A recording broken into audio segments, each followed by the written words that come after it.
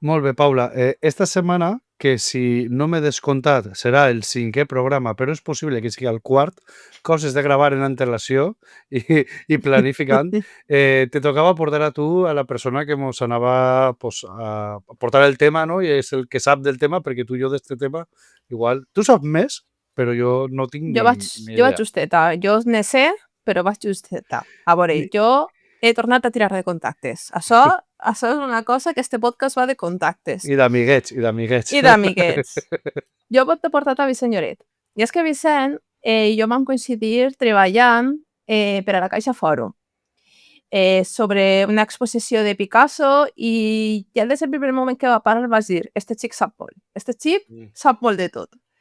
I ell és historiador de l'art, el seu TFM va estudiar sobre Esborja, però diguem que porta tota una vida parlant, estudiant i fent investigació i articles sobre la família Borja.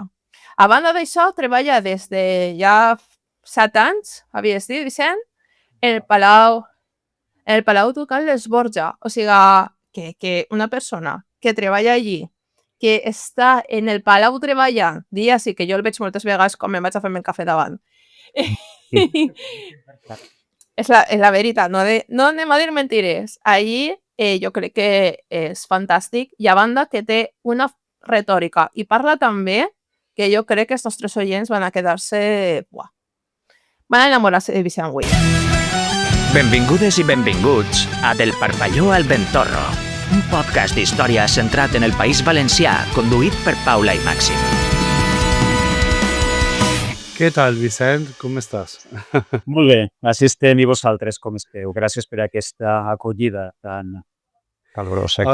Evidentment, si fèiem un podcast en valencià i més centrat en el País Valencià, encara que el segon programa pues, és així un poc més general, però la idea és centrar-se en el País Valencià, òbviament, tard o pront havíem de parlar d'una de les famílies per a veu per a mal més il·lustres valencianes, que són Esborja, i no res, doncs per això t'hem convidat. Jo crec que Paula no haurà pogut decidir millor persona per a que vinguera, per el tema de que, a banda que has estudiat, estàs allí treballant en el Palau i demés, o sigui, ideal.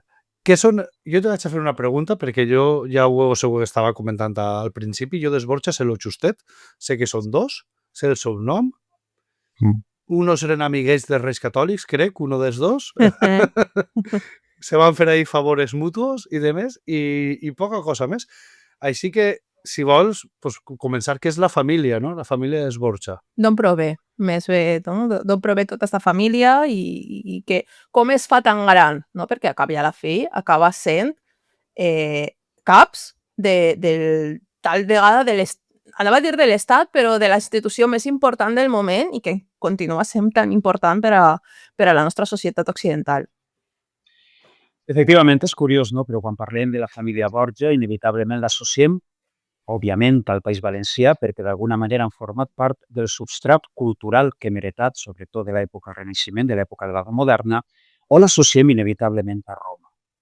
Però en origen, la família Borja ni és romana ni és valenciana. La família Borja és aragonesa. Partim vista la família Borja és aragonesa. Com la gent que va vindre així a repoblar, no, el Regne de València, vull dir, tampoc és una... Efectivament, allà anem. Per tant, encara que per la nostra llengua sempre seran els Borja, és la família Borja, perquè aquesta família té un cognom toponímic, en realitat, que prové, o almenys així els estudioses així ho afirmen, d'una regió saragossana anomenat Campo de Borja, curiosament cèlebre pel bon vi que allí encara es fa. Doncs bé, en època, sobretot, de Jaume II el Just, serà quan, davant el panorama que se li presentava davant, d'intentar d'alguna manera cristianitzar un regne com València, que estava profundament islamitzat, és llavors quan comença a cridar allò que dirien coloms, catalans i aragonesos. Vindran precisament des de Borja una sèrie de famílies per intentar d'alguna manera buscar millor fortuna. En això la història no canvia, perquè el ser humà contínuament allò que fa cercar en altres llocs el poder subsistir millor. Per tant, a partir d'aquest moment, el Regne de València, l'actual País Valencià en què vivim, es convertirà, diguem, en un trencaclosques on moltíssimes famílies catalanes, aragoneses, començaran d'alguna manera a intentar buscar un futur. Vindran moltes persones viscudes des d'Aragó. Aquestes persones, quan arriben a terres valencianes i ocuparan des del nord fins al sud tot aquest territori, com venien des de Borja, es crea aquest cognom, el cognom Borja, que en contacte amb la nostra llengua serà com nosaltres el mencionem. I els Borja dels que anem a parlar en aquest podcast, són els més famosos de tots els que vingueren d'aquelles terres saragossanes, són dues branques d'una mateixa família que es varen establir a Canals i a Xàtiva. D'ell vindrà el futur papa Calixte III i el futur papa Alexandre VI. I per allò que deia Paula, una família que ha arribat a copar en les cimes més altes del poder. Efectivament, així és. En quasi 200 anys aconseguiren una dotzena de cardenals, 2 papes, un sant i 4 membres casats en cases reials europees. No, la impresa les va ser de meravella. A veure, això sí que és per les Amèriques, però per les valencianes, diria jo. Efectivament, els Borja Felip és una família que on va té un estil de glòria i poder darrere. Dins de les famílies nobiliàries que hi havia en el Regne de València assentades així, la que més projecció internacional va tindre, podríem dir, no? No la que més justa, sinó la que més projecció internacional, com molt bé dius, va tindre. Perquè sí hi havia ja famílies nobles, que moltes d'elles també venien, per exemple, de Catalunya, tenim, per exemple, el clar exemple dels Centelles. El palau més espectacular i meravellós del carrer Cavallers de València, no ho oblidem, era el Palau de Centelles. I tenim famílies nouvingudes, que tenen una gran projecció, això seran els Borja. La gran noblesa valenciana, que molta d'ella estarà a favor del Consell Magnànim de Ferran d'Antequera, etc., és la que es reunirà en aquest carrer Cavallers. Els Borja mai varen arribar a tindre casa a aquest carrer Cavallers. Ells la tenien i la tenen on actualment és el Palau de les Corts, el Palau de Benicarló. Això que va ser una família que va tenir moltíssims diners, molt de poder, però malgrat això mai va formar part del grup selecte de famílies nobles valencianes que sempre us vegueren com allò que eren. Unes persones vingudes de fora, unes persones que es dedicaven a feines ministerials en origen i que, per fruit de l'atzar, van arribar a tindre 2 papes. Hi ha una cosa que has anomenat dels orígens en què treballaven, perquè jo vaig estar llegint un article fa molt de temps que n'hi havia com una llegenda que deia que els Borges se dedicaven al camp. I van dir, a veure, al camp no era qui llauraven en si, però sí que tenien una relació amb el món del camp i que a partir d'ahir va començar a augmentar i és el que tu dius que per això es miraven com vosaltres no sou de la nostra elit, sou diferents. Efectivament, si tenim en ment l'escut d'armes de la família Borja, allò que ens crida l'atenció és un bou en gules de color roig en llenguatge heràldic, molt manso ell. I aquest bou és el mateix bou que està a l'escut del municipi de Borja, perquè en aquelles terres la gent es dedicava precisament a això, al treball de la terra. Novament, ara mateix es fa via allí, és a dir, l'economia no canvia tant per llargs segles. Quan moltes persones, estudiosos, afirmen no, és que els Borja eren persones del camp que directament vingueren a València, ja no. No hem d'imaginar-los com persones que treballaven fins que eixia el sol, fins que s'amagava baix del sol treballant les terres i que vingueren a ser una mà davant i una mà darrere. Podem imaginar els Borja com una família, podríem dir, lloctinent, que tenia cert prestigi ja en el seu lloc d'origen i que ve així amb una sèrie de recursos econòmics ja. És a dir, una família ja aposentada en origen i que així allò que ve és en realitat a ennoblir-se més en terres desconegudes o a intentar augmentar la seva fortuna en un lloc que està per explotar. Una vegada arriben a València, continuaran dedicant-se als treballs del camp. Però com passarà amb altres famílies, molts membres de la Casa Borja tindran la gran sort d'entrar, diguem, als consells de les ciutats per a governar, legislar, burocratitzar aquests governs d'aquestes viles, com per exemple seria Xàtiva. I ahí tenim la família més ennoblida dels Borja, que és la de Jofré de Borja. I després tindrem una altra branca de la mateixa família que encara continuarà amb aquests rudiments del camp, però que arribarà, diguem, d'alguna manera a dedicar-se a altres oficis també, però del mateix camp, com per exemple serà la tintura de la roba. Ixa és la família d'Isabel de Borja. Tenim per una banda Jofré, per una altra Isabel. El matrimoni d'aquestes dues famílies donarà com a foret al papa Alexandre VI. La família que tenia major prestigi i els cosins que tenien menor prestigi, la que es dedicava a la ciutat i la que es dedicava al camp. Com és possible que la part pobra es casara amb la branca rica? Doncs bé, perquè la part pobra, malgrat aquests treballs rudimentaris que tenia, a un dels seus fills es va possibilitar poder estudiar en l'Estudi General de Lleida Teologia. Aquest jove Borja es va poder doctorar en dret civil i dret canònic i va començar a entrar al servici d'Alfons el Magnànim. Este home és Alfons de Borja, el futur papa Calixte III. Aleshores, Isabel de Borja, germana seua, tenint un germà com ell, ja estava incapacitat econòmica suficient per a poder donar-li una bona dot al seu cosí Borja també, i així que la banda més ennoblida des Borja i la més empobrida pogueren unir-se i donaren com a fill a Alexandre VI. Per tant, es van dedicar al camp, efectivament que sí, però amb els diners que anaven traient varen començar a sortejar altres vies expansives, la tintura de roba, els consells de les ciutats, els governs, etc. I d'ací ja hem anat al punt de partida de la carrera eclesiàstica des Borja. I aquest tipus de carrera de seguir treballant i de més el camp, entenc que, òbviament, no ell, sinó a través de treballadors i de més, això era usual dins del món, diguem, de la baixa noblesa o no sé com englobar a aquesta família en un inici en tot això? O era una cosa un poquet atípica de senyors? No sé si m'explico el que vull dir. Com molt bé has dit tu, molt típic de la baixa noblesa. Perquè l'alta noblesa, per la seva situació pròxima als reis, molt prompte deixaven aquests treballs per a dedicar-se als oficis de les armes. Però la base econòmica de les seues fortunes sempre era les terres que tenien, les rendes. A base de rendes, òbviament. Eren les rendes que tenien. La família Borja, per molts beneficis eclesiàstics que ha tingut, sempre ha tingut un rerefons econòmic totalment vinculat al sector primari.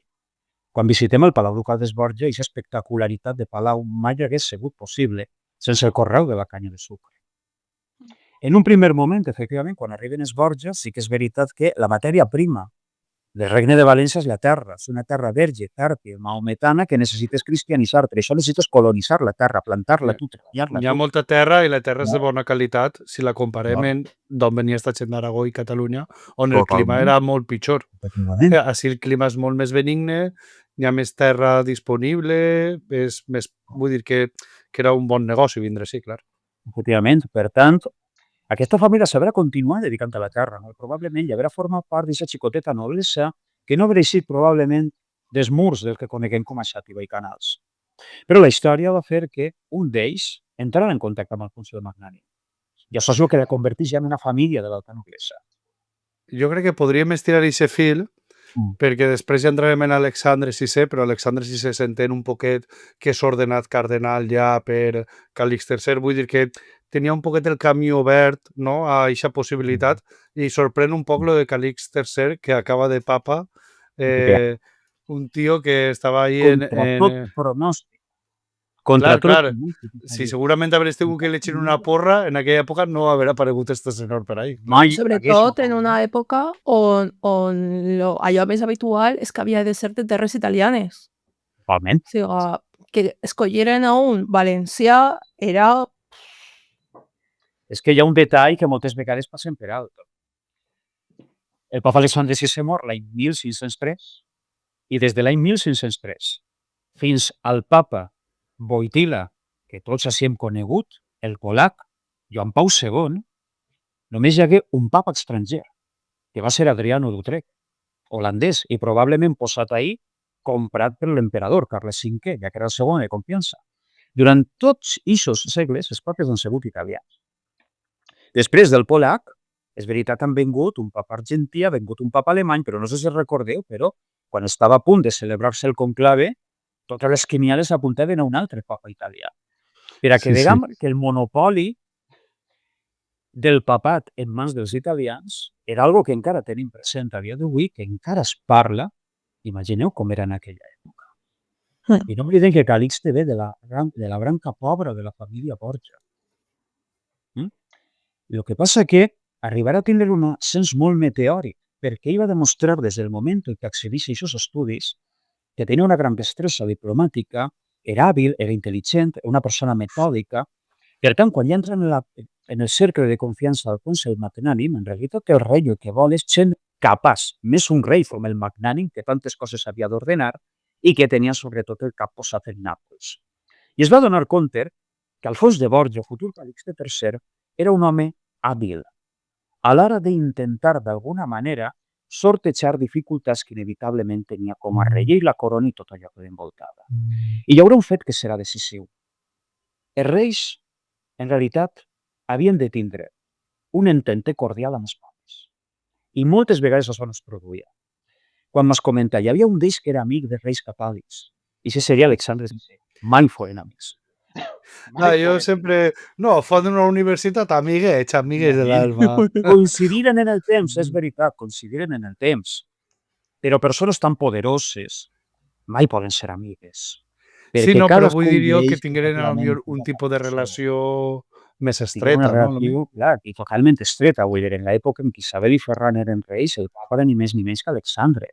El que passa que, clar, si tenim tres fronts oberts, una reina que només mira per a Castella, un rei que mirava per Aragó, encara que moltes vegades s'oblidava i mirava també per a Castella, i tenim un papa que es va oblidar completament ja de València i es va donar compte que el futur el tenia a allò que a dia d'avui coneguem com a Itàlia. Però en el cas d'Alfons, se li va encomendar una missió que això el va fer ascendir meteòricament. I és que hem de posar en escena un altre personatge que també hem de vincular-lo al País Valencià, que és el papa Lluna. El papa Lluna, efectivament, que va acabar els seus dies a Penyíscola, ell era un papa cismàtic. En realitat, quan es va produir el cisma d'Occident, hi havia tres papes, estava Benedict XIII, que era el papa Lluna, el papa d'Avinyó, el papa de Roma, que era Martí V. I aleshores, a partir d'aquest moment... Si me disculpes, el papa Lluna, és que ahí me perquio, ¿és el que se nombra per intentar fer el parar el cisma o és el que és el cismàtic? Ell és cismàtic. Cismàtic. Val, perquè ahí arriba un moment que la Iglesia se separa en dos papes i se nombra un altre papa per intentar posar un poc de... i també acaba todo mal. Todo mal. Una decisió total en l'Església. Aleshores, comença a haver ja dues obediències. Teníem el papa d'Avinyó, teníem el papa de Roma i després ja teníem el papa Lluna Penyíscola. En aquest moment, la corona ja del Casal d'Aragó ha d'obeir a Martí V, que és el papa de Roma. Però Benet XIII, el papa Lluna, es nega. Mor. Ell pensant i creguent fermament que és el papa, com també crea gran part dels habitants de la corona d'Aragó en aquella època. Hosti, se moren 94 anys, perdona que t'interrompisca, però acaba de veure que se moren 94 anys. Eixe senyor en el segle XIV, vull dir... Això és digne d'admirar en una època ja sabem que l'esperança de vida era molt curta. Total.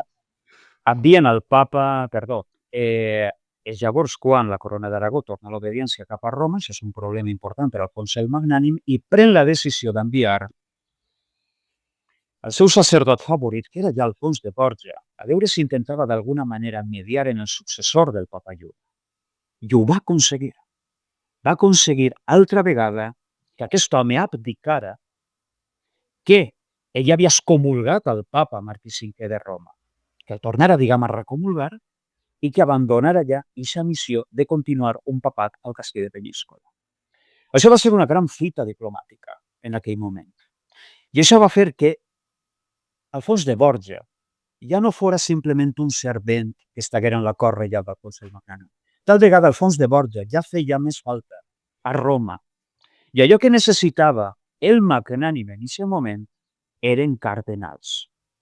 No oblidem tampoc que les grans guerres del Magnànim va ser la de Nàpols. I no oblidem que Nàpols, des de les conquestes normandes, era un regne feudatari de Roma. És a dir, eren els papes de Roma qui ungien un rei de Nàpols. Per tant, a Alfons el Magnànim li convenia estar ben Roma, perquè Alfons el Magnànim tenia un cibord, que era Ferrante d'Aragona, i volia que fos el rei de Nàpols. Aleshores és quan envia Alfons de Borja, perquè li fa més falta com a cardenal allà que com a buròcrata a València. I allí en Roma passarà llargues temporades Calixte III.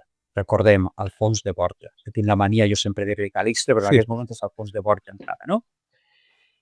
I poquet a poquet això farà que entra dintre de la cúria romana i que siga, diguem-ne, un cardenal que ahí estava, però que bé, no se li tenia tant en compte, no?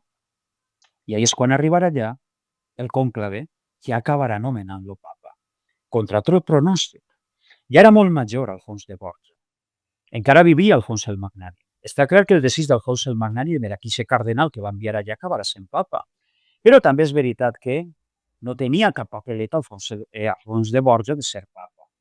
Aleshores, què és el que va passar en l'any 1455? El que va passar bàsicament és que, com molt bé ja heu comentat, el papat estava en mans de famílies italianes. I quan un papa moria, es produïen guerres civils entre aquestes famílies italianes, que he de dir-vos, Roma estava dividida per diferents barris i cada barri li pertanyia a una família. Estava el barri dels Orsini, els barris del Colonna, els dels Sforza, els del Medici. I quan un papa moria, això era la guerra campal. En l'any 1455, quan és escollit Calixte III, hi ha desavenències molt profundes entre els Colonna i entre els Orsini. Concretament entre dos cardenals que es portaven a morir.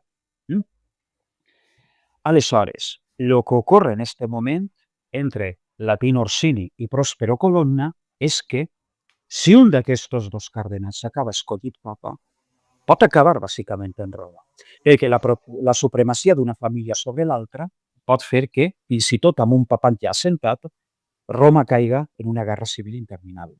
Aleshores, els cardenals prenen la decisió de que, mentre els temps es rebaixen una mica, allò més idoni era escollir allò que s'anomenava, i en la història de l'Església passa molt, un papa de transició. És a dir, a veure si els temps són una miqueta més tranquils, anem a esperar que tot això millori una miqueta i anem a escollir un papa que siga major, que dure pocs anys, que siga tranquil i que permetisca que les mars es calmen una miqueta. I ahí estava sol·lícit Alfons de Borja. Esperant, no? Calentant ahí, menjant Efectivament. les seues...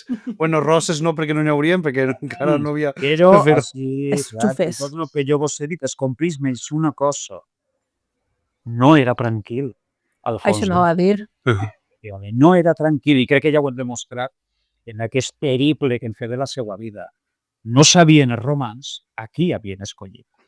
I va ser quan en aquest moment acaba coronat Calixte III. Este serà el moment en què la família Borja tindrà un ascens que cap família l'ha tingut, ni tan sols els Medici. El primer papa, tècnicament nombrat com a papa, no llevant de l'experiment este del Papa Luna, que parlava català o valencià, com vulgueu dir-li, però que era valenciano parlant o catalano parlant, com vulguem dir-li, de la història, no? El papa Calixte III parlava la seva llengua, i la seva llengua era el català.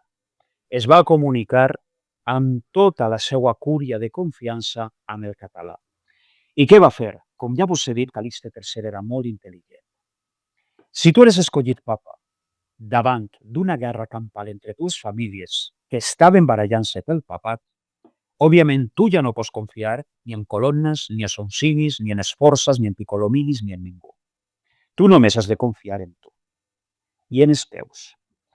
Va ser quan Calixte III va manar que unes 300 persones valencianes formaren part del seu cercle de confiança. Per tant, allò que va fer Calixte va ser murallar-se un sistema de confiança i de clientelisme on totes les persones que l'envoltaven eren valencians com ell, que sabien que no anaven a trair-lo. I així, òbviament, hi haurà diferents capes. I la capa més pròxima al papa seran els cardenals. Òbviament, els cardenals que ell havia d'escollir havien de ser les persones de la seva màxima confiança. I ahí estan els seus nebots. Perquè els papes tenien molts fills en aquella època. Fins i tot es diu que Calixte va tenir un fill, que es va dir Francesc de Borja, però poca referència se té d'ell. Però Calixte, sobretot, a qui estimava molt, era els seus nebots, Pere Lluís de Borja i Roderic de Borja, fills de la seva germana. Entre aquests 300 valencians que varen arribar a Roma i que tots ells parlaven català, els càrrecs de major confiança foren els que li va donar a Roderic i a Pere Lluís.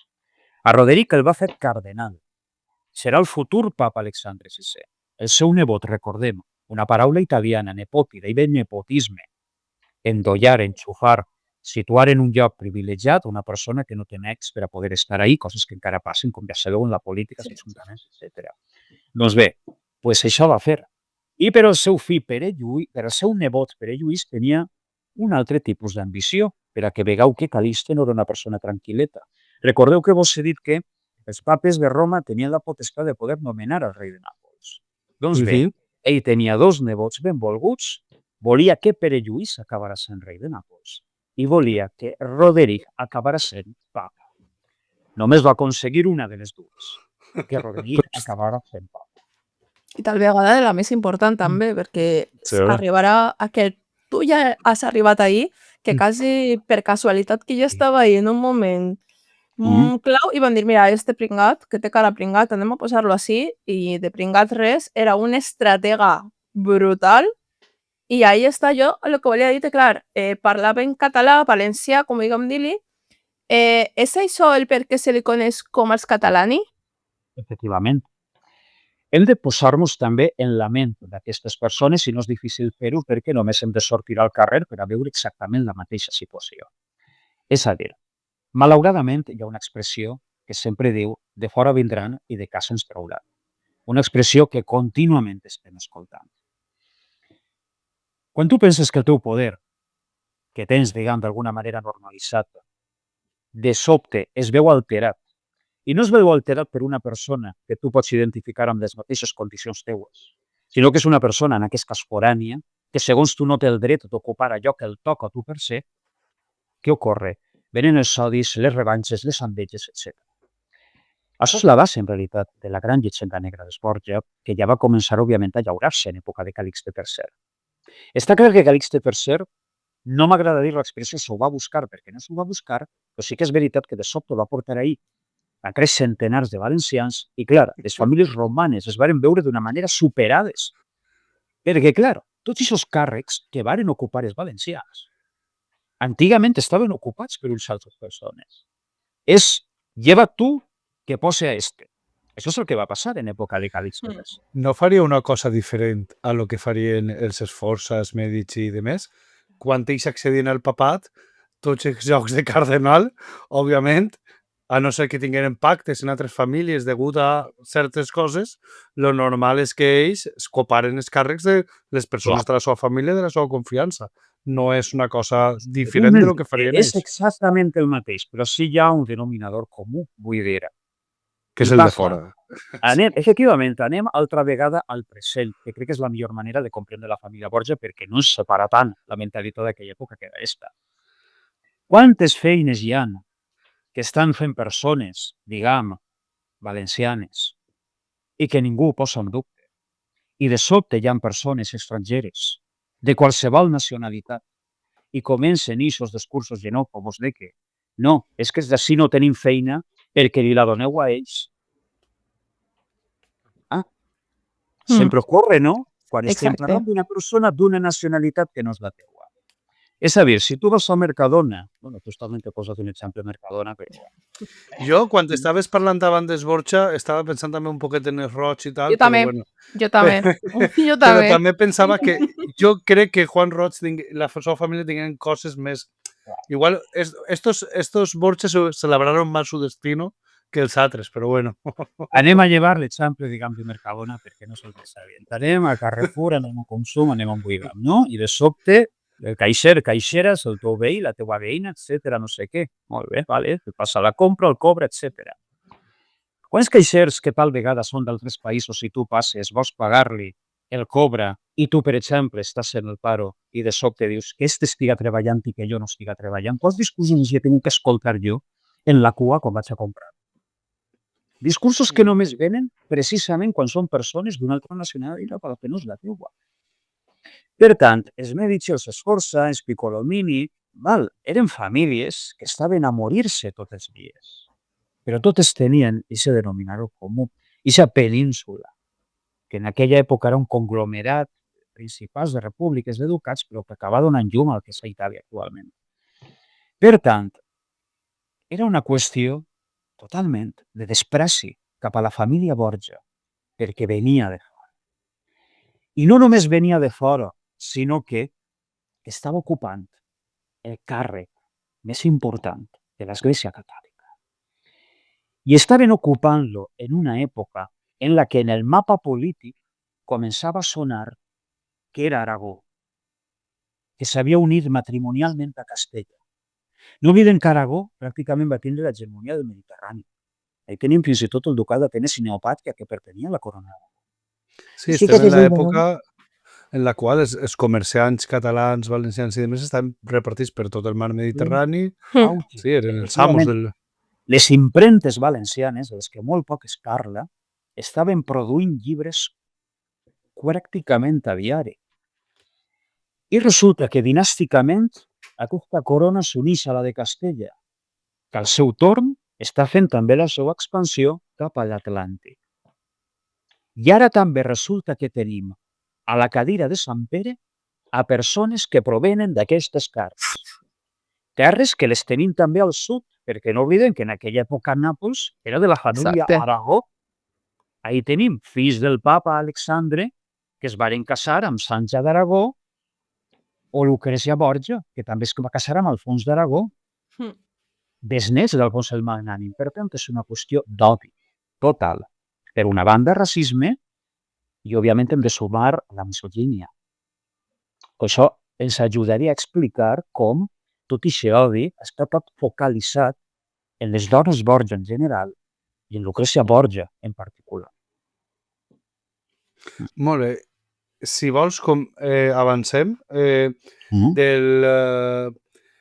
del Calixte, a banda d'haver col·locat a tots els valencians. És que volia fer un acudit abans com que proliferaven els bars d'esmorzars o una cosa així. En la Roma del moment, tot el món, el branch de l'època, perquè estaven tots els valencians per ells sols. Sí, i tots parlaven com els pescadors de cullera. Oh, quin dolor de panxa! Bueno, la qüestió és que el seu pontificat va ser molt curt, són 3 anys, se mor en 79 anys. Tu has dit que és major, no?, perquè accedeix en 76. En 76 anys en aquesta època i arribar fins al 79, oye, nada mal. Tenia l'exemple del Papa Lluna i volia tindre la mateixa vida que ell. Sí, no? Haguera estat molt guai, també vos ho dic. De fet... Que els haguera petat els altres si haguera arribat als 97 anys. Hòstia, nosaltres volíem ja durar 20 anys el desgraciat. Una anècdota del Papa Calixte que molt bé dius, va estar molt poc de temps, però va frenar el setge de Belgrad. Vull dir... És veritat. El mapa europeu que coneguem actualment hagués canviat molt si no s'haguera produït aquest setge de Belgrad, perquè l'imperi turco-otomà anava pels Balcans, anava pujant cap al centre d'Europa. Tota aquesta Europa minada de campanars hagués estat ara mateix una Europa minada de minarets i hagués sigut molt diferent la història de l'Europa que coneguem a dia d'avui. Ella va frenar perquè ell encara creia en les croades, en una època en què ningú creia ja, òbviament, les croades, perquè els reis estaven preocupats en crear aquest embrió dels estats que són ara mateix els precedents països, estats, regions que tenim ara. I un altre detall, que és més anecdòtic i peculiar, és que Calixte III va excomulgar el cometa Halley, que va passar durant el seu pontificat. El va excomulgar i va establir una oració per a que el cometa caiguera a Constantinoble. Perquè és que, clar, fixem-nos, en l'any 1453, Bernès llegó que arriba a Constantinoble. I l'any 1455, Calixte és papa, és a dir, ell ho tenia molt recent. En aquell moment, Europa tenia molt recent la caiguda de Constantinoble. Òbviament, el que no sabia Calixte era que si el cometa Halley havia caigut a Constantinoble, ara mateix no estaríem parlant així. No, pues sí, perquè és desgordo, sí, és desgordo. Papa estaria desapareguda. Curiós, va passar durant el seu pontificat. Efectivament.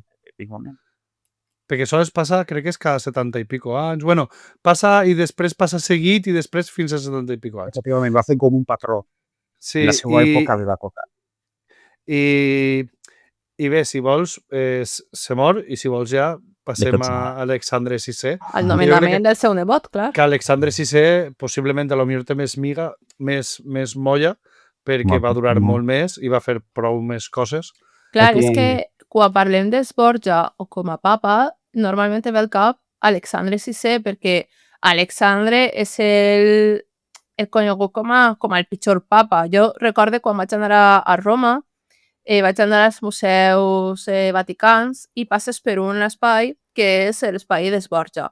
I a mi me va fer il·lusió, és que perquè sóc tontíssima, perquè veia trets de culturals valencianes, o sea, coses valencianes, i jo estava com, però tontíssima. Hola, mira, i la guia me fa, ¿qué pasa? ¿Qué te hace ilusión? Y digo, Los cerdos com a que catalanes. com a que és Borja, com a que és València, és tan València com jo, o sigui, això és un orgull. Ai, tienes orgullo del peor papa que hubo yo. Valencià, o sigui... Llavors, varem estar xerrant jo i la guia, me va dir que n'hi havia moltes cosetes per Roma que donaven aquesta identitat valenciana, encara que hi ha l'idea valenciano-catalana, perquè tampoc, la xica era argentina i no s'enterava tampoc molt de la diferència, però...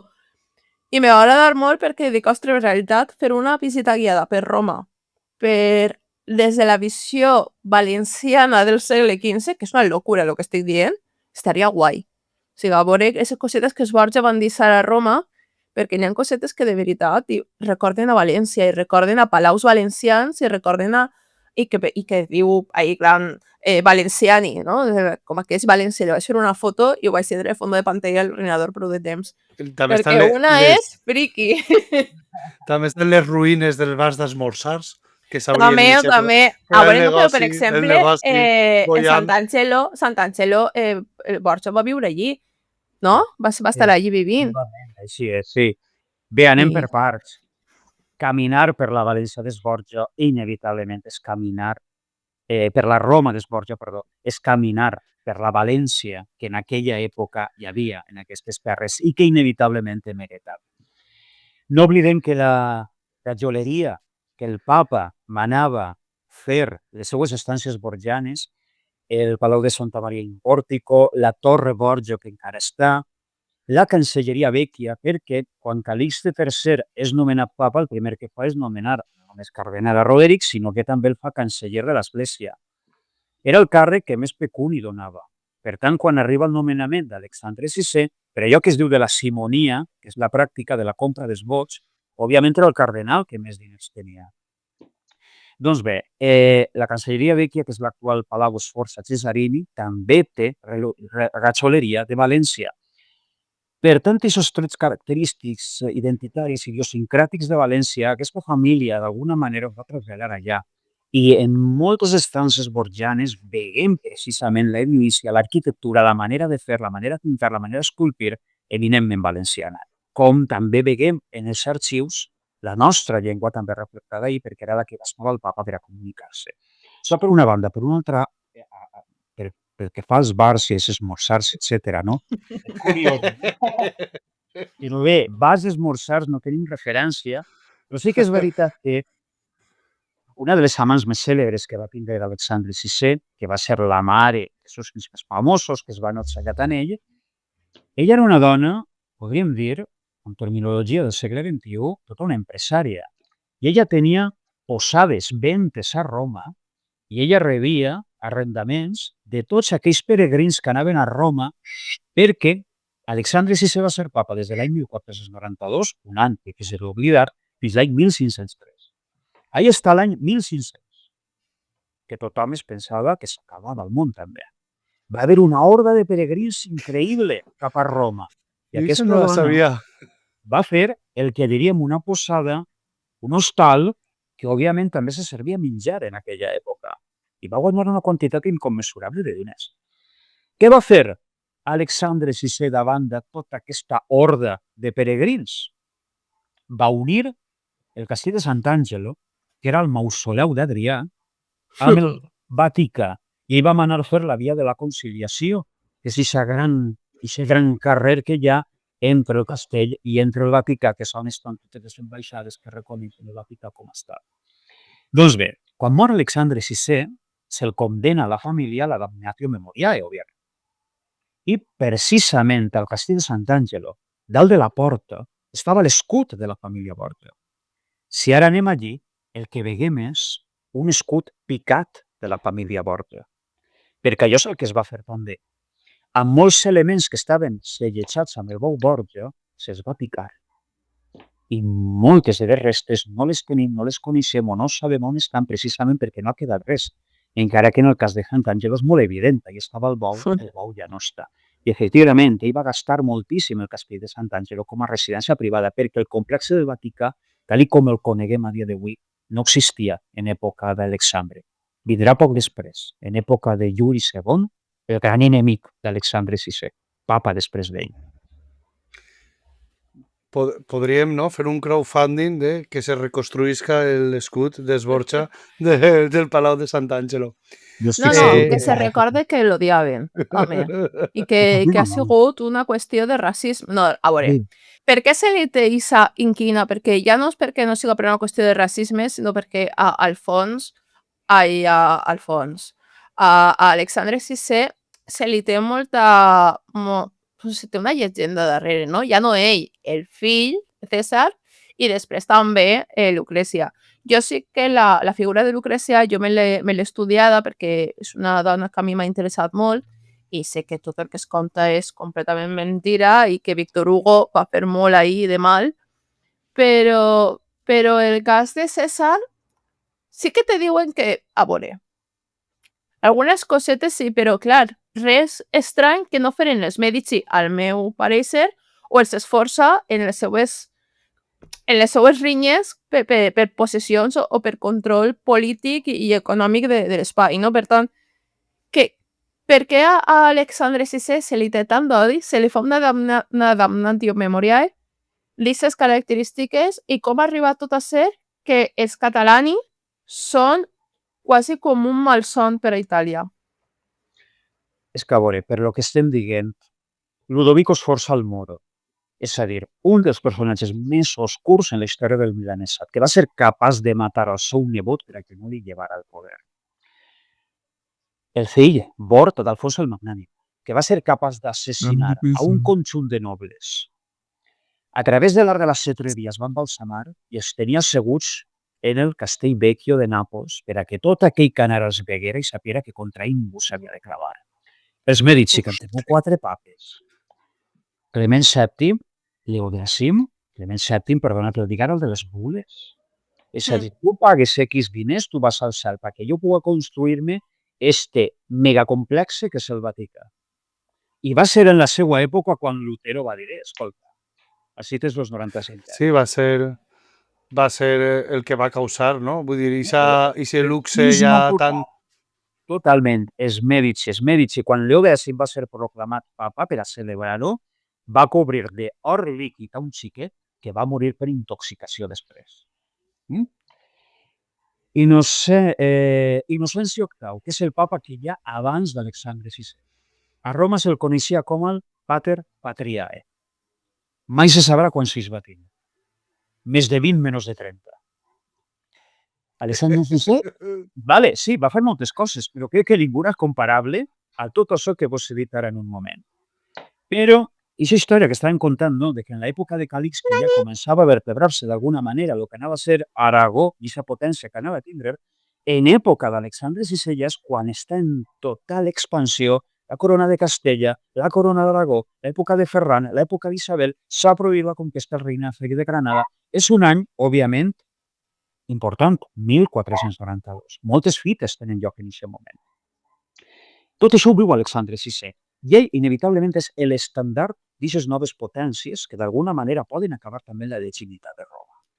Si a això li sumem també que en el cas d'Alexandre VI va tindre, almenys reconeguts per ell, 9 fills i que ell tenia, perquè la tenia, la clara intenció de formar un estat. I ho va intentar a València. Allà està el ducat de Gandia, allà està Llomball, allà està Torís. Ell volia formar un estat a València. Al final tot li va ser malament perquè seus fills van morir i la seva nora, Maria Enríquez, era cosina de Ferran el Catòlic i li devia obediència abans al seu cosí que al seu sal. Però Alexandre VI es va donar compte en aquest moment de que el futur estava a Roma. De dues maneres, a través del papat o a través de la creació d'un estat. Moltes vegades es diu que César Borgia d'alguna manera és el precursor de lo que serà la unificació italiana, que vindrà ja molt després, en l'any 1862. Per què? Perquè ell, en un primer moment, Alexandre VI, A César Borgia fa cardenal perquè volia que fos papa. Però César no volia ser ni papa ni cardenal. Finalment acaba sent el líder, el gonfaloniero dels exèrcits del papa. Serà el duque de la Romanya i començarà a conquerir territoris en nom del papat. Estos territoris en mans de qui estaven? D'aquestes famílies de les que estem parlant, que són la base de la llegenda negra d'Alexandre VI, que al seu torn Alexandre VI, en un moment del seu pontificat, contentava unes i enrabiava unes altres, perquè anava casant i descasant els seus fills segons es convenia. Quan aquests matrimonis, en el cas de Lucrecia, per exemple, es desfeien, és quan arribava entonces tota aquesta llegenda negra entorn a la filla, entorn al pare, el germà, etc. Tota aquesta expansió que va fer en el centre d'Itàlia, César Borgia, que és digne d'estudi, que per cert va tindre com un enginyer naval, podríem dir d'alguna manera, a Leonardo da Vinci en aquella època, va ser coneguda per l'ambaixador dels ducs de Florència, que era Nicolás Maquiavel. Nicolás Maquiavel, que va veure com treballava César, va decidir immortalitzar aquesta manera de fer política a través de la seva obra, El Príncep, que ja hi l'atribuïm a la figura de César Borgia, en la que el fi justifica tot el que pugues fer. És a dir, si has de matar, has de matar, si hi ha una finalitat que siga la que tu penses que és a la que has d'arribar. Per tant, la fama de César Borgia d'alguna manera va alimentant-se a través d'esta situació política que hi viu. La fama d'Alexandre VI va alimentant-se els matrimonis que fan els seus fills, que finalment són fallits. Un d'estos matrimonis fallits va ser el de la seva filla Lucrecia amb un senyor de Milà, Giovanni Sforza, va obligar aquest home a separar-se de la seva filla i a partir d'aquest moment en el milanitzat va començar la llegenda de que el papa havia separat a Lucrècia del seu fill, del senyor de Pèsaro, que era Giovanni Sforza, perquè la volia per a ell. És a dir, ja comença ahir un vincle entre pare i filla que començarà alimentant-se. En el nucli del papat, ja hem parlat d'ell, tenim el futur papa Juli II, que era Giuliano de la Rovere, la gran família enemiga d'Esborgia, que comença a alimentar des de dins també pràctiques molt heterodoxes per part de la família Borgia. I també tenim, per una altra banda, una sèrie de circumstàncies estranyes que ocorrien al voltant de la família Borgia i que en aquests casos moltes vegades ells eren els culpables. Si la història s'ha demostrat alguna cosa també és que tota família que té poder no ho ha fet amb les mans netes. Dins los Borgia, dins los Borbons, dins los Potins... Vull dir, el papa... Si tu has arribat a ser papa, no ha sigut bona. Vull dir, has Alguna cosa has fet. Això és obvi, vull dir. Maquiavel. Però això ja no són les d'això. Jo ho pense de qualsevol sèrie que veus, jo què sé, jo quan veia House of Cards pensava, és que si una persona ha arribat a ser president d'un país, és que és un autèntic fill de puta. Vull dir, si ha arribat ahir, ha xafat molts caps. I ja està. La família Borgia va recórrer a l'assassinat polític per a poder arribar on va arribar? Naturalment que sí. Ahí tenim el famós sicari de César Borgia, que era Michelotto Corella, que va néixer ahir al costat del coll en el comtat. Aquest home que va treballar per a César Borgia va estar moltes vegades darrere de les operacions per a llevar d'enmig a tots aquells que li sobraven a la família Borgia. Com moltes vegades també s'ha dit, que va ser l'artífex de l'assassinat de Joan Borgia, germà de César Borgia, perquè aquest ocupava el càrrec de general dels exèrcits papals quan César era el càrrec que volia. Encara que sí hi ha diferents teories, perquè també els Orsini es portaven a matar amb la família Borgia i pot ser que també darrere de la mort de Joan estaguera els Orsini. Tot això unit. I si, home, és una novel·la, una novel·la, el senyor l'assassino de l'Alcoya que acaba allí, no sé si la té, però vull dir, aquesta persona té una novel·la contant la seva... Hi ha una novel·la històrica que va d'eixir del forn, que es diu En nom del poder, que l'ha feta Juanjo Braulio. I curiosament hi narra tot això que vos estic contant jo, des de Suís de Micheletto Corella, que així n'aniria. I intenta explicar aquest comportament, perquè aquest home també era capellà, no vull dir. I va acabar fent una... Capellà assassino, és que me flipa molt. És Assassin's Creed total, O sigui, allò... És que me l'imagino en la caputxa i... Quasi tots portaven sotana, És que quasi tots portaven sotana. Com has dit? Perdona, el nom del llibre? El nom del llibre, com has dit? El nom del poder. Val. Me sona moltíssim. Tenim altres novel·les com Los Borgia, de Mario Puzo, l'autor del Padrino. Sí, jo volia parlar d'eixa novel·la perquè jo no l'he llegit, però per lo que m'han contat i tal, pareix que juga un poquet, no?, en el tema d'acrecentar un poquet la llegenda negra o A com és? desentar-la. Sí, a fer-la créixer, a fer-la més... Efectivament, no, efectivament. Sí. No, Juanjo Braulio sí que ha intentat d'alguna manera ennoblir la causa Borgia. Mario Puzo no. I clar, hi ha moltes persones que s'agarren la novel·la de Mario Puzo, que ja té molts anys, diguem, com la Bíblia d'es Borgia. No, és que jo ho he llegit així. Val, Mario Puzo també ha fet El Padrino. A veure, de fet, parlant del tema, la connexió entre El Padrino i com funcionava la política italiana d'aquesta època està clara. Vull dir, jo entenc més que els Borgia funcionaven com un clan mafiós, igual que s'Esforça, igual que tots els altres, que tenien el poder i de més de certs jocs per tema de família i de més, però funcionaven més aixina, no? Com una xarxa clientela molt gran. Això no va dir-te. Després, si així farem un altre podcast sobre El Padrino, la paraula per excel·lència que repetiríem els tres més de 20 vegades seria família. Clar. És la família, efectivament. I la família és fer-se. No tots eren Borgia. Després estaven els partidaris dels Borgia. Que pobre ells, quan el papa Borgia morirà. Al igual que els Borgia, també estaven condemnats a la damnatio memoriare. Total, tu ara imagina't que eres la filla de l'home més important del món conegut per nosaltres, Europa. Aleshores, què eres? Primera, eres un peó en el lloc d'escacs de ton pare. Clar. Perquè ton pare és un polític. Ho hem parlat en Calixte. Ja vos ho he dit, es va doctorar de dret civil i de dret canònic. Eren juristes, els papes. No imaginem els papes teològics que començaven a discutir per les saxes dels àngels o la Immaculada Concepció de Maria. En aquesta època pocs papes teològics hi havia. Eren polítics, homes d'estat. En un estat, els pontificis, que no era el carrer i el Vaticà que coneguem a dia d'avui, sinó que podia expandir-se perfectament durant tota la península. Per tant, aquesta xica, sense ella triar-ho ni escollir-ho, es va tindre que avindre als volers de son pare i de sus germans, casant-la, descasant-la, prometent-la, desprometent-la, enviudant-la en estranyes circumstàncies. Què passa? Tota aquesta llegenda negra es crea i després ja ve l'època del romanticisme, que és ahir ja un detall molt important que ha comentat Paula. Ahir tenim a Víctor Hugo, ahir tenim a Alejandro Dumas, ahir tenim a Gaetano Donizetti. Què fan? Agarren la llegenda negra i l'alimenten. L'alimentaran per a bé i per a mal, perquè al igual que l'alimenten per a mal per a la família Borgia romana, també l'alimenten per a bé per a Francesc de Borja, per exemple.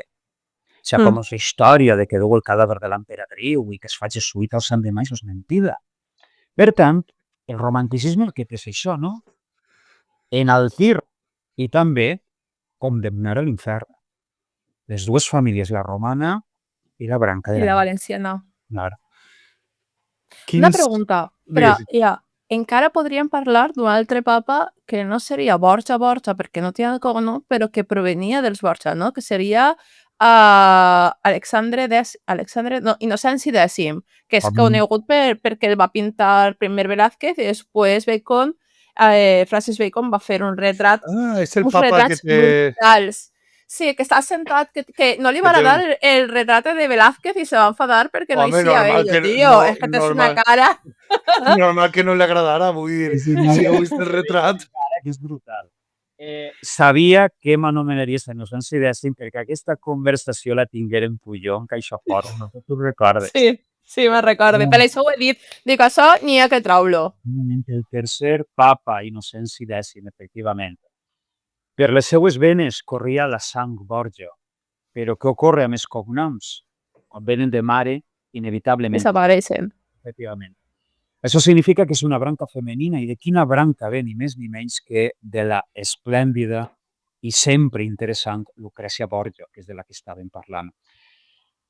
Hi ha un episodi estrany en la vida de Lucrècia Borgia que també la va condemnar a l'ostracisme ja en vida, que va ser el naixement d'un xiquet que mai s'ha sabut exactament bé de qui era fill, que és l'anomenat Infans Romanus, que va estar immortalitzat en la novel·la La ciutat escarlata.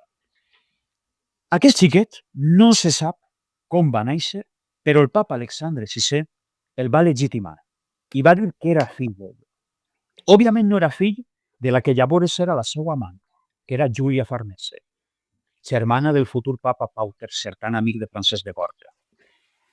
Per tant, a partir d'aquest moment, comença a circular el rumor de que aquest infant romans, el nom del qual era Joan, era fill de Lucrècia Borgia, amb relacions incestuoses que havia tingut o bé amb el seu germà Cèsar o bé amb son pare Alexandre VI.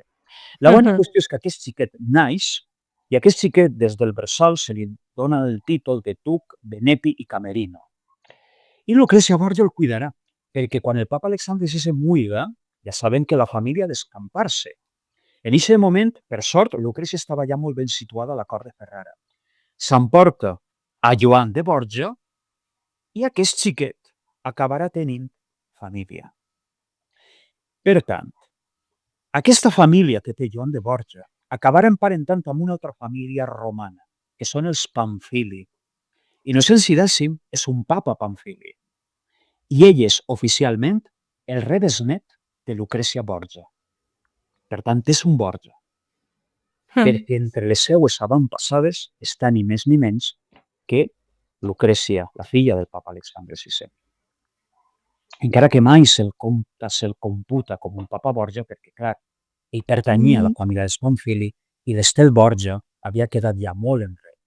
En una època també, no hem d'oblidar, en què la família Borgia dintre del Vaticà era una família que se l'havia de tindre certa por i reverència. Clar, és que clar, anar a dir, mira, no, és que el meu rebesiallo era Alexandre VI. Hòstia, doncs igual, l'home, si tu no parles de certes coses, tal vegada pots arribar a alt. Clar, has d'amagar que aquestes coses han passat, per exemple, en el segle XX, això no té res a veure, però no sé si coneixeu a Lucrècia Borgi, que és una cantant d'òpera brutal, i ella era Borgia, de cognom era Lucrècia Borgia, i al anar a Itàlia a cantar, es va canviar el cognom perquè en Itàlia continuaven, a Milà, en este cas que va anar ella, continuaven a anar-se d'això contra Lucrècia de Borgia, no? Contra els Borgia en general, i per això es va canviar el cognom. I és que és un poc com quan d'odi arriba fins al segle XX. Tu fixa't que gran part d'aquesta llegenda acaba immortalitzada en la novel·la de Víctor Hugo. Clar. I el que fa Gaetano Donizetti és traslladar el llibre a un llibret, a una òpera. En el món de l'òpera, i qui és aficionat a l'òpera, una de les grans obres de Donizetti és Lucrècia Borgia. Una obra en la que apareix Lucrècia com pràcticament una filla de Satan, que té un fill fruit de la seva relació amb son pare i que per equivocació l'enverina, perquè havia d'enverinar una altra persona enemiga seua, però s'equivoca en el verí i el dona finalment al seu fill i ella fa infanticidi amb el seu propi fill. És a dir, una òpera que tracta d'una dona que es xica amb son pare i el seu germà, que té un fill d'ells i que acaba assassinant-lo per equivocació. Quan Lucrècia Borgia efectivament arriba a les esferes altes de l'òpera, li diuen, escolta, si tu vols fer-te un món així, tens el nom de la més denostada protagonista del món operístic. I es va posar Lucrècia Borgia. És que és molt bèstia. Molt bèstia de... Lucrècia Borgia. Encara la gent ve buscant aquest caràcter sexual que inevitablement sempre se li ha donat a Lucrècia i que està costant molt de treballar per a que poquet a poquet s'aparte. I costa molt bàsicament perquè a la gent li costa acostar-se al personatge, perquè no fa falta estudiar molt. Simplement llegint-te el que s'escriu d'ella amb cert de rigor per a donar-te compte en realitat d'aquesta manipulació que va rebre en vida. Doncs bé, aquest Giovanni Borgia, mai se sabrà de qui era fill, no? Sí que és veritat que es diu que Lucrècia Borgia va tindre relacions amb Pere Cauderó, també valencià, un poeta que va treballar en la cort d'Alexandre VI i l'anomenaven Peroto. Pot ser fill de Peroto i de Lucrècia? No ho sabem. De tota manera, si és veritat que Lucrècia va tindre un fill amb aquest home, perfecte per ella. Que en el seu dret estava. Almenys és l'únic home que va escollir si va ser així. Sí, pobra dona també. Jo, si voleu, portem una hora de programa i m'agradaria un poquet anar tancant cosetes. Sí. Així que la primera coseta és del papat d'Alexandre VI, que és més llarg, perquè són 11 anys, ja és un papat un poc més llarg, no és el de Calixte. Vull dir, els papats de l'època tampoc és que duraren molt més, no? És inclús, a lo millor és llarg per a l'època. Era llarg. Què podríem destacar? Què podríem destacar d'ell com a papa de Roma? A veure, va ser la transició. Va ser la transició totalment cap a l'edat moderna, cap al Renaixement. Hi ha una frase curiosa que apareix en el Tercer Home i que pronuncia Orson Welles, que és en 30 anys de guerra, els Borgia, concretament Alexandre VI, varen aconseguir a Bramant, a Leonardo, a Donatello, etc., a Da Vinci. En 500 anys de pau, Suïssa només ha aconseguit el rellotge de Cuco.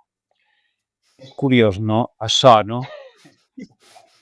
I és que efectivament és així, no? Foren anys molt convulsos en la història de l'Europa que coneguem a dia d'avui.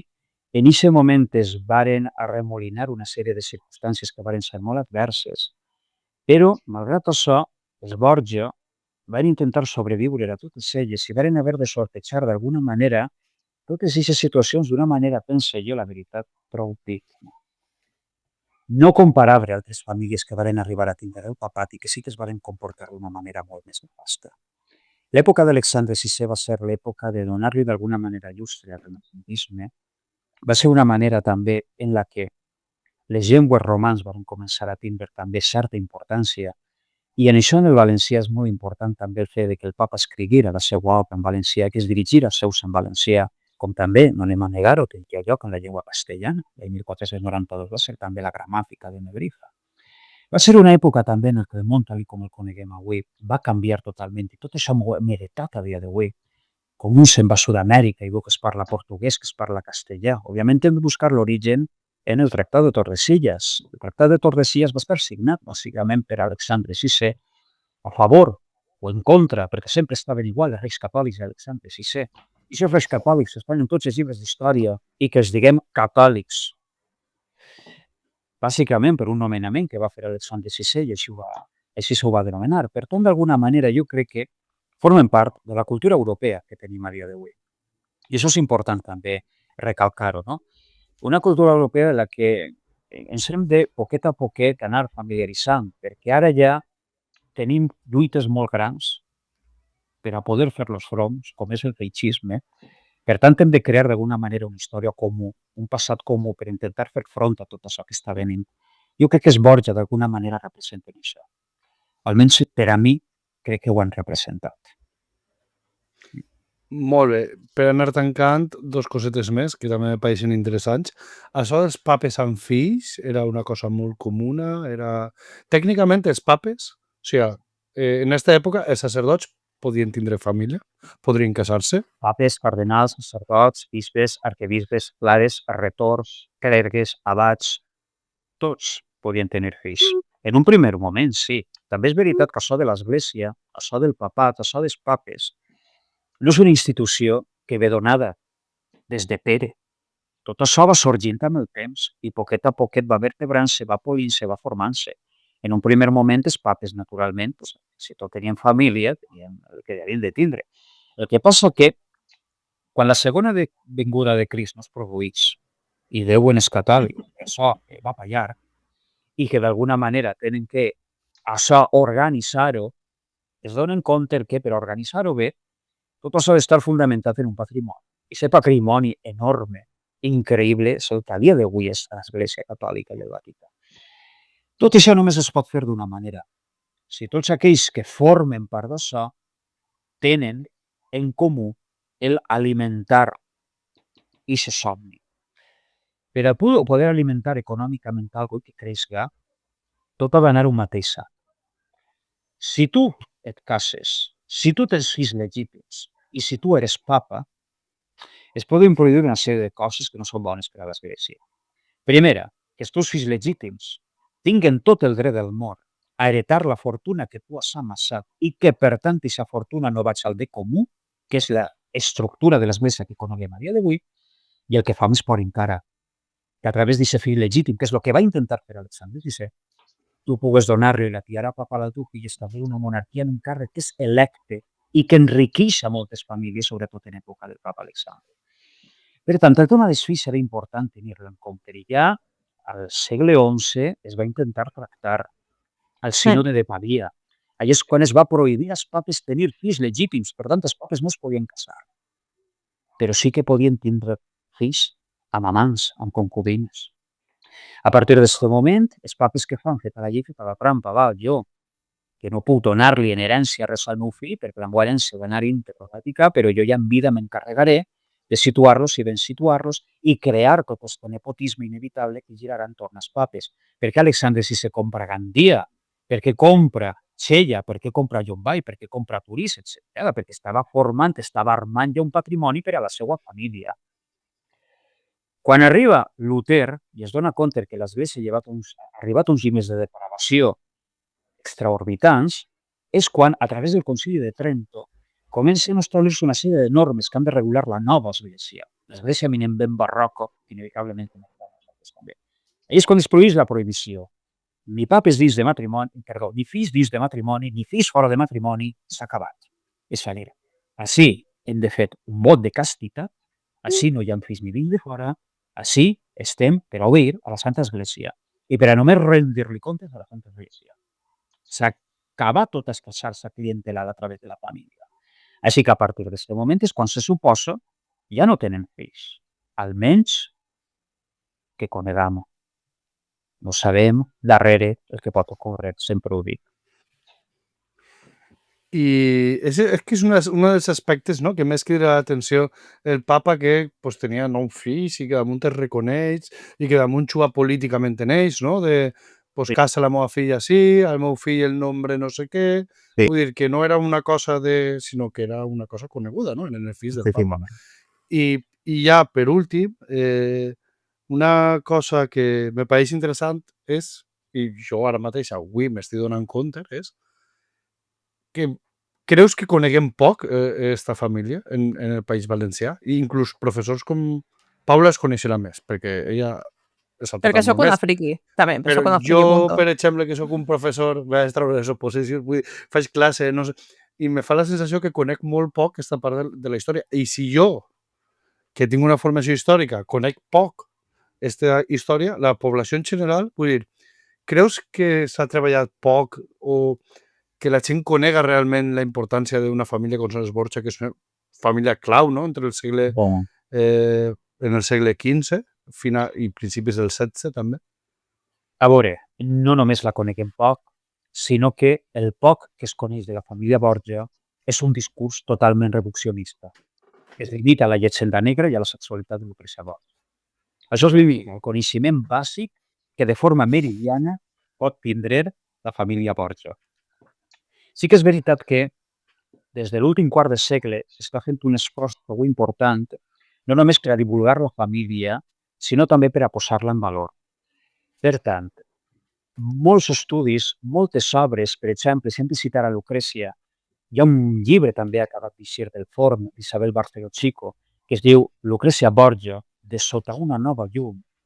Tot això el que intento d'alguna manera és, a través també de la novel·la històrica, perquè no tot ha de ser assaig, a través de la novel·la històrica, intentar acostar a una família Borgia que s'adequa molt a allò que en realitat va ser.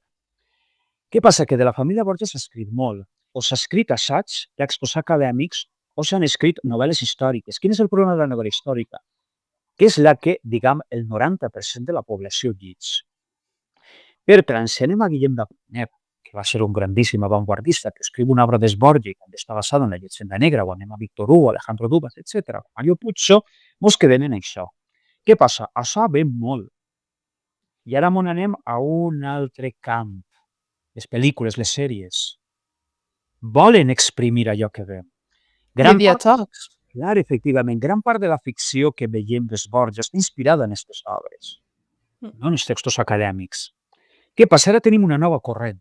Continuen tenint aquests textos acadèmics, però ara, per sort, també tenim molts autors que continuen fent novel·la històrica, però que ja no es limiten a la llegenda negra, sinó que ja es limiten a estudiar la família Borgia i creant una ficció, acostar-se als motius pels quals varen actuar de determinades maneres en determinats contextos.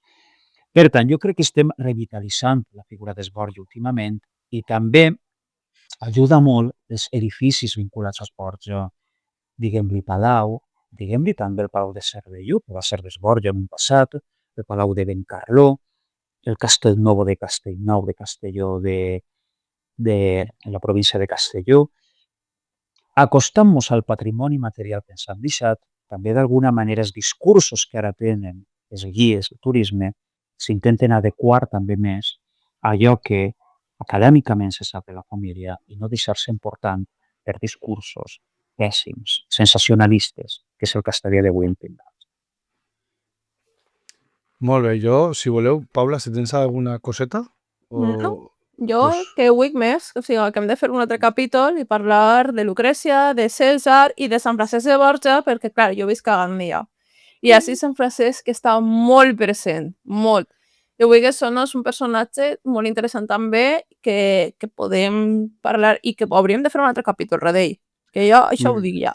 Jo vaig a fer una cosa que no he fet encara en el podcast i que queda un poc malament a aquestes altures i damunt al final del podcast és deixeu-nos en comentaris si voleu que fem un segon. Perquè n'hi ha que en comentaris. Si vos interessaria... feedback. Danos un like, síguenos, suscríbete, algo així. No, jo ho diria perquè si a la gent li interessa realment, jo crec que Francesc de Borja, Lucrècia de Borja, encara tenen un programa sobradíssims. És una família. I 3, de fet, jo pense que tenen inclús una temporada. Bueno, de fet, està el podcast que va fer a Punt, que és boníssim sobre Esborja, que jo me l'he sentit i m'encanta amb la veu d'aquest actor, que ara no veig el nom, que Fresneda, que és... Buah, me flipa. Me flipa perquè és una passada. Molt bé. Amb això vos deixem. Moltes gràcies, Vicent, per vindre. A vosaltres. Tenim el teu telèfon guardat perquè vas a tornar tard o pront altra vegada. En País Valencià a través de la nostra història. Exacte. Moltes gràcies. I no res, fins d'ací 2 setmanes, com sempre. Vinga, adéu. Acabes d'escoltar Del Parpalló al Ventorro, un podcast que ha estat possible gràcies a les aportacions dels i les nostres mecenes a través de la nostra aixeta, podcastpelvalencià.cat.